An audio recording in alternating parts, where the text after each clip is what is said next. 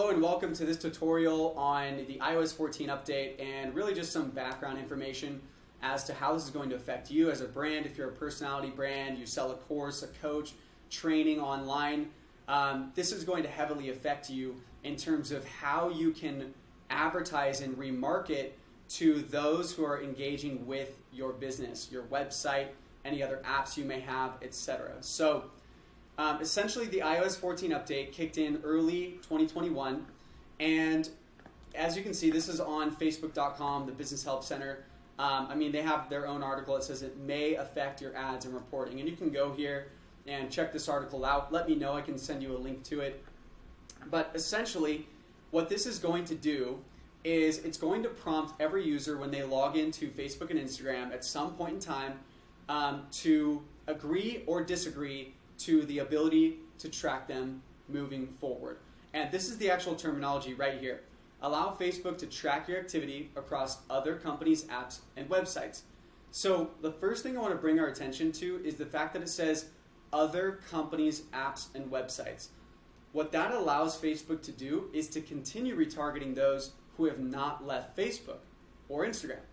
And there's a couple strategies that we could talk about that we consider content first ad strategies, where it greatly reduces the cost of retargeting individuals through the app, through Instagram and Facebook content and ads, and also it will not be removed even if people opt out of the tracking. That's huge, because right now if I'm scrolling through Instagram, right, and I see an ad for a pair of shoes, and I click on that ad and it takes me to their website and I'm viewing the pair of shoes now.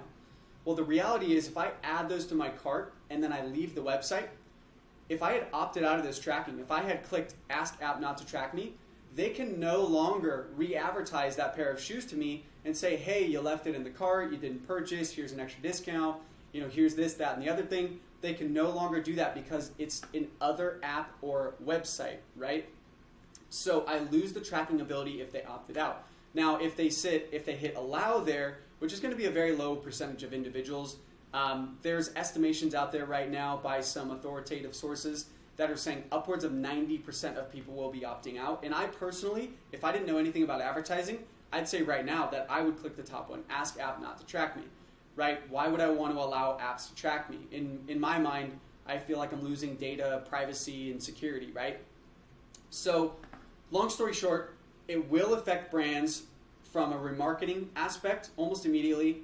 Now, if you're using content first ad strategies, which is essentially where you have, let's just say, a video that you're actually advertising, no call to action button, okay, no buttons on it whatsoever. You're not asking them to do anything. You're simply just setting a video out there into the social platform as an ad and allowing people to engage with it.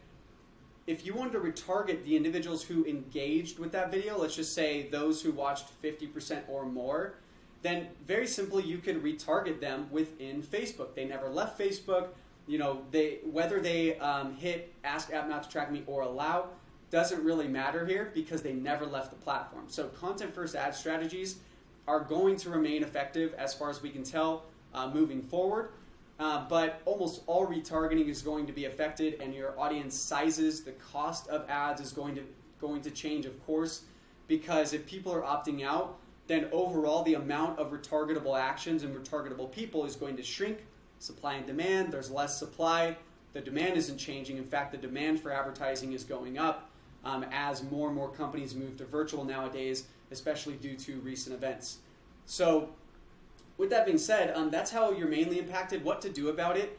There actually are things that you can do outside of the platform to triangulate. I'm going to call it triangulate the truth. Okay, so you can no longer rely mainly on Facebook ads reporting because they won't attribute certain sales that happen with outside of certain windows of time, outside of 7 days. If someone engaged with your ad, engaged with your website, again, you can't retarget them, and they come back within 15 days to purchase, that conversion will actually not show in the Facebook ads manager potentially. Sometimes it does, sometimes it doesn't. But everything has been moved to a 7-day attribution window, so if it happens within 7 days, it's going to show a conversion. If it doesn't happen within the 7 days, you need some way to actually find out who converted and to report that back to Facebook. So there's the conversion API and the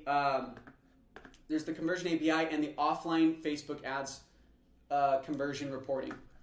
So essentially, what I would do if I were you is, and if this is sounding new to you, then go look up this article or just send me a message again. I can just shoot it on over to you. It's real easy. And scroll down to this part where it says how to prepare for the iOS 14 update in a proactive way. Actions to take now. So you're going to want to do all these. Verify your domain. It should talk about conversion API. It does not actually talk about the conversion API, which is interesting. So just let me know. I can send you another video on that to kind of help you and your team out. But yeah, the reality is, like, advertising is changing. It always has. It always will change.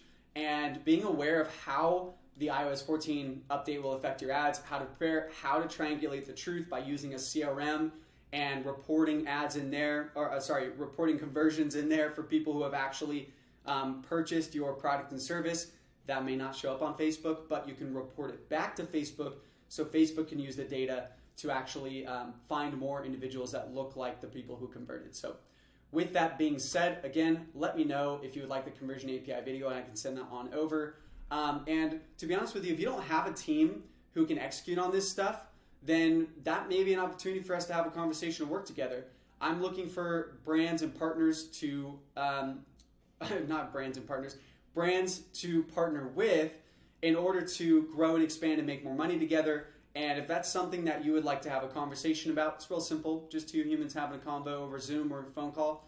Just let me know and respond, and we can get on the phone together and have that conversation and see if there's some way that we can mutually benefit each other. Again, I'm looking for specific types of brands to partner with, and so the call for me ends up being kind of a qualifying call where I'm just asking you questions to see if you're even someone that we would work with in any capacity.